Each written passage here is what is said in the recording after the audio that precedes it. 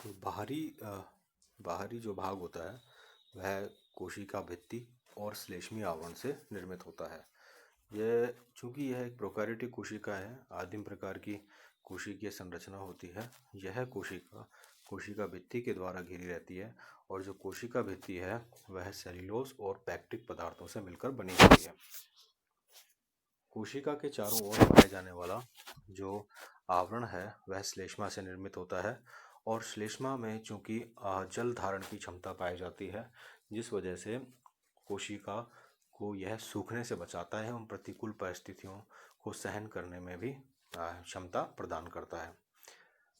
जो कलर है इस म्यूसिलेजिनस शीट का वह भी जो है स्ट्रॉन्ग लाइट जो रेज होती हैं उनसे भी कोशिका को बचाता है।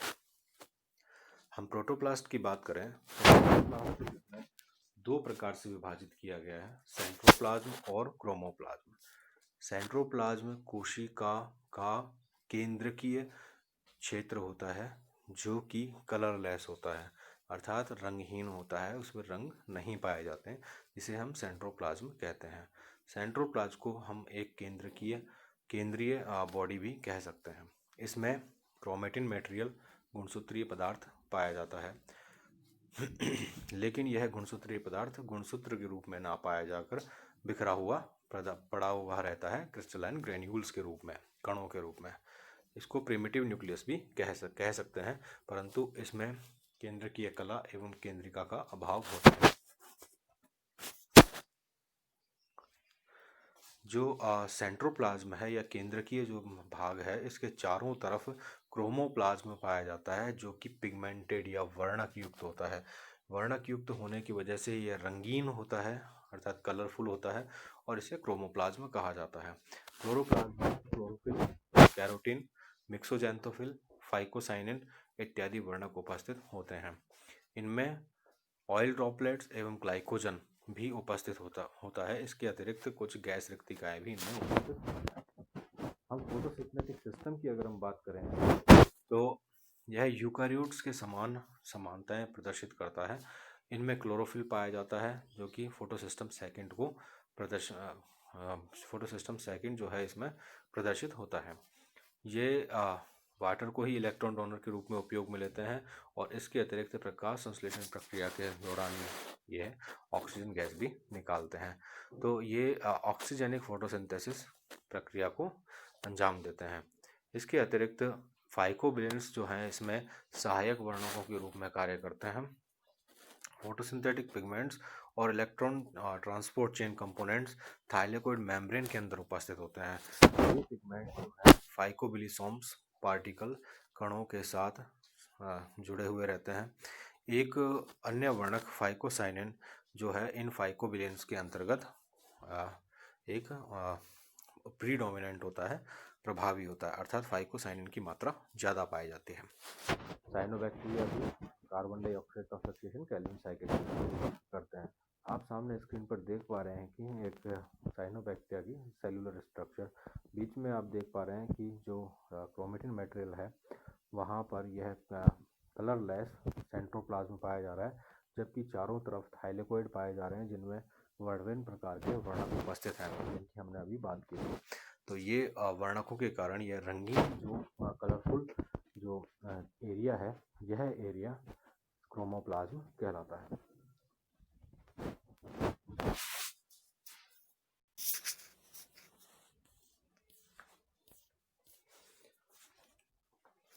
ये जो संरचना इसमें सेंट्रोप्लाज्म और क्रोमोप्लाज्म दिखाई दे रहा है।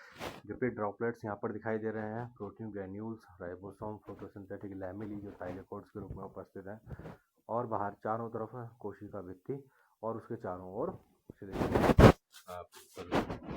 पाया जाना, यह सब जो है कोशिका संरचना। रिप्रोडक्शन की अगर हम बात करें तो इसमें सरल प्रकार का रिप्रोडक्शन पाया जाता है जो कि एसेक्सुअल होता है। नंबर एक, बाइनरी फिशन। तो हम जानते हैं कि यह एक सरल प्रकार का कोशिकीय विभाजन होता है, दो भागों में विभक्त हो जाती है और जेनेटिक मटेरियल रेप्लिकेट होकर दोनों भागों में आधा आधा चला जाता है।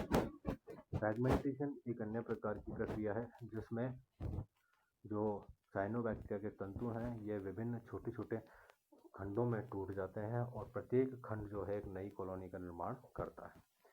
कुछ स्पोर्स भी पाए जाते हैं जिनको हम हार्मोगोनिया कहते हैं। हार्मोगोनिया छोटे टूटे हुए खंड होते हैं जो कि स्पोर्स की तरह व्यवहार करते हैं। ये double concave disc of gelatinous material की तरह दिखाई देते हैं। हार्मोस्पोर्स प्रतिकूल परिस्थितियों में कुछ मोटी भित्ति युक्त स्पोर्स या बीजाणुओं का निर्माण करते हैं, हार्मोस्पोर्स कहते हैं। ये डायरेक्टली जो है जर्मिनेट हो जाते हैं जब अनुकूल परिस्थितियां उपलब्ध हो पाती हैं। इसके अलावा कुछ और स्पोर्स जैसे कि एकाइनिट, ये मोटी भित्ति युक्त बड़ी रिप्रोडक्टिव कोशिकाएं होती हैं। इन कोशिकाओं में रिजर्व फूड मटेरियल पाया जाता है तथा इसके अतिरिक्त ये अपने चारों ओर मोटी भित्ति को स्रावित करते हैं और एकाइनेट का निर्माण करते हैं। एकाइनेट के चारों तरफ एक्सोस्पोर पाया जाता है और एक एंडोस्पोर कहलाती है। ये कलर में येलो या ब्राउन होते हैं। अकाइनेट जर्मिनेट हो जाते हैं जब रेन हो जाती है। उसके बाद कुछ एंडोस्पोर भी डेवलप होते हैं। अंतः बीजाणु इनको कहते हैं। इनका जो प्रोटोप्लास्ट होता है वह डिवाइड होकर एंडोस्पोर्स का निर्माण करता है। बाद में पुरानी कोशिका फूट जाती है और एंडोस्पोर बाहर आ जाते हैं। कुछ ब्रांचेज के ऊपर की ओर बाहर की ओर एक्सोस्पोर्स लगते हैं। ये तंतु से सेपरेट हो जाते हैं और नए फिलामेंट का निर्माण करते हैं। क्लासिफिकेशन की अगर हम बात करें तो there are 3 orders of cyanobacteria, chroococcales, chamaesiphonales और हार्मोगोनेल्स। इस प्रकार ये तीनों जो है गण पाए जाते हैं। Chroococcales they are fresh water cyanobacteria, they are unicellular और they form non filamentous colonies. Reproduction इनमें बाइनरी फिशन अथवा विखंडन के द्वारा पाया जाता है। केमीसाइफोनेल्स की अगर हम बात करें तो ये जनरली एपीफाइट्स या अधिपादपी होते हैं। विभिन्न प्रकार के पादपों के ऊपर पाए जाते हैं। ये तंतुओं का निर्माण करते हैं। इनमें जनन बीजाणुओं के निर्माण के द्वारा होता है। इनकी अधिकतर प्रजातियां समुद्री होती हैं जैसे कि केमीसाइफोन।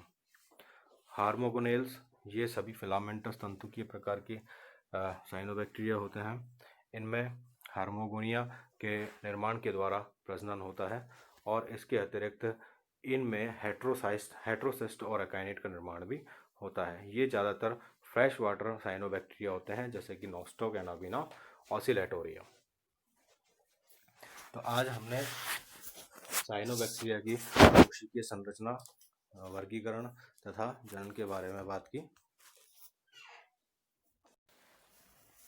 स्टूडेंट्स, आज हम पिछली वीडियो के साथ साथ आगे बढ़ेंगे और cyanobacteria structure, classification and reproduction के बारे में आज बात करेंगे।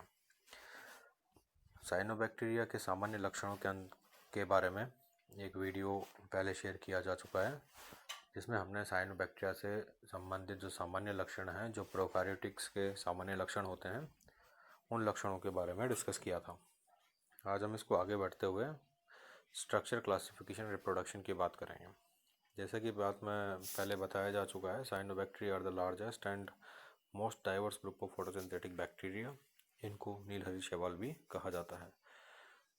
इनकी जो कोशिकीय संरचना होती है वह प्रोकैरियोटिक होती है, अर्थात इनमें सत्य प्रकार का केंद्रक तथा केंद्रक झिल्ली अनुपस्थित होती है। साइज और शेप की बात करें तो इनका आकार काफ़ी विभिन्नताएं लिया हुआ होता है और इनके साइज और शेप में बहुत डाइवर्सिटी पाई जाती है। वेजिटेटिव स्ट्रक्चर की बात करें तो ये या तो ये एक कोशिकीय हो सकते हैं अथवा विभिन्न प्रकार की आमाप की एक कॉलोनीज़ के रूप में ये उपस्थित हो सकते हैं और इसके अलावा ये तंतुओं के रूप में भी उपस्थित हो सकते हैं। जो तंतु हैं वो ट्राइकोम का निर्माण करते हैं। ट्राइकोम क्या है कि कोशिकाओं की एक श्रृंखला होती है और प्रत्येक तंतु एक श्लेष्मीय आवरण के द्वारा घिरा हुआ रहता है। ये जो तंतु है शाखित अथवा अशाखित भी हो सकता है।